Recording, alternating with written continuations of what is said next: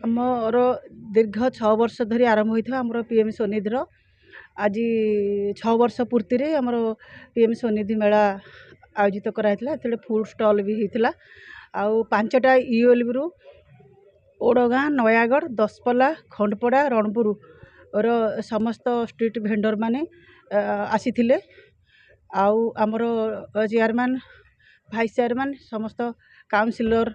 5टा ULB सब आसते आमर सबू जो सरकार जो प्रोत्साहन राशि दौरान आगे 15,000 दि जाऊँगी से ठीक समय आनी सुझी सारापर पुणी 25,000 दि जाऊँगी एवं ताकू जदि यूटिलाइज कर 50,000 ऋण दिहूँ तार से सब सचेतन करने आज उत्सव से आमर बैंकर्स माने आसते समस्त एग्जीक्यूटिव समस्त चेयरमैन समस्ते आसते ता भीतर आमर प्रशासनिक अधिकारी आमर कलेक्टर मैडम थे सब कलेक्टर थे कलेक्टर मैडम थे आमर पीडी डुडार थे आमर लग्नजीत सार थे आमर जिला परिषद प्रेसिडेंट थे एमएलए थे नयागढ़ एमएलए समस्त उपस्थित मेलाटी बहुत सुंदर भाव आयोजन है। हाँ समस्त को संबर्धित कला जो मैंने